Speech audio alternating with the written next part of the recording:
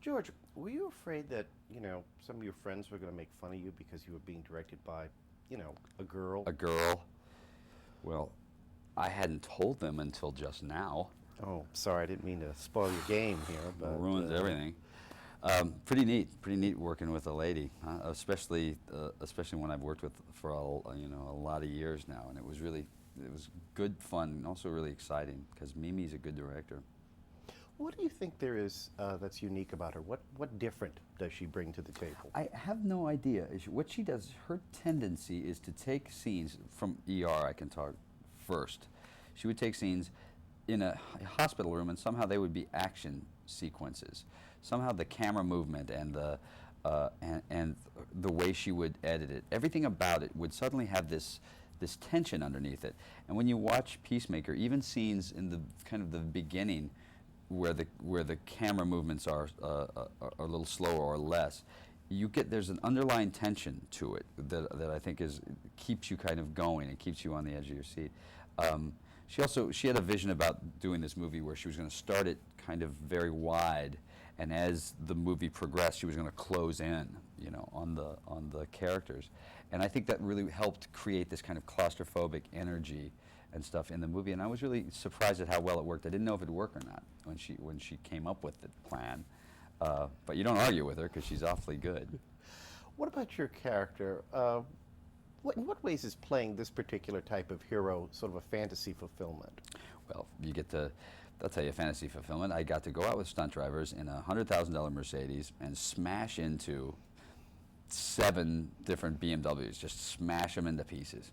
That's a blast right there. That's just, you go home, there's no anger. There's nothing going, hey, they just set your house on fire. That's okay. I just came from work. Everything about it, though, you get to play G.I. Joe. I got to learn how to rappel out of a helicopter, which is really, fun and weird and scary sometimes. And you get to do a lot of physical stuff, which is great. And you get to work opposite Nicole Kidman. That's too bad. She's so homely. I had a great time all the way around. Really good fun. Now, talking about action and pressure, Mm-hmm. you're going to have a lot of both very early this season in ER. I'm talking specifically about the Live show. Could you tell me about how that you think is going to work out? Well, I don't know. About 3 years ago, I went to the producers and then the studio and then the network trying to get them to do it live. And for about 3 years, I got Tony Edwards enlisted, and the two of us really worked them over and just said, this is something, because the truth is, when you do our show, we do these long oneers, these long shots in one take. And if you mess it up, you got to start over again. All these kind of emergence, these trauma scenes. The reset to go back and do it again takes 30 minutes. So we're basically doing a live show now. We do it basically like it's live. You get a take at it. You get 2 takes at it. That's it. And we kept saying, this is something we could do really well. And I grew up in live TV. And I really wanted to do it. And so John Wells called us the end of last season, and he said, okay, you want to do it? I don't want to hear any crying from you because we're going to do it first show up next year. And we all jumped up and down. It's exciting for us. It's an exciting time for us for that.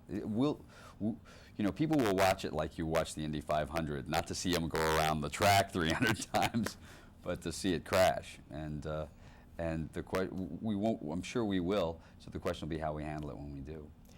Were you at all worried that in the course of making this film or the time before it gets released, real life would catch up with you? That there would be a real life incident that...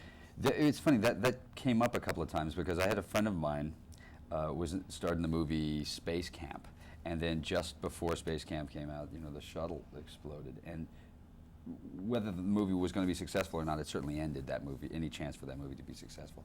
We talked about this a little bit and said this is a reality, is that someone could get a hold of a nuclear bomb, whether they blow it up or not, but someone could get a hold of a nuclear bomb.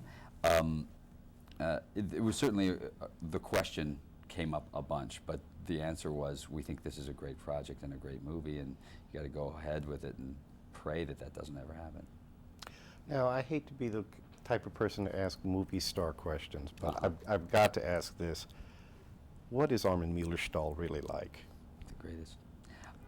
Mimi, the studio wanted to bring in kind of an actor my age to play my best friend. And Mimi said, what about Armin Mueller-Stahl? And I was jumping up and down at the idea. And he came in, and he is, first of all, he's got these blue eyes that, I mean, he looks like he's 22 years old. And he is quintessential class, one of the great actors, I think, ever. And I was so lucky to, and he's also, you know, we do these scenes, and from the minute he got on the set, I'd be sitting in the chair next to him going, you know, can I get you some coffee?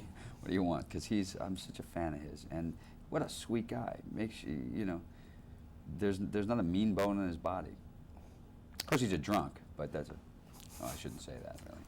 But you won't tell anybody. No, I won't let him look at this Okay, tape either. Good. Well, congratulations, and thank you. Thanks. Thank you. I've had a chance to interview him on a few occasions. What a gracious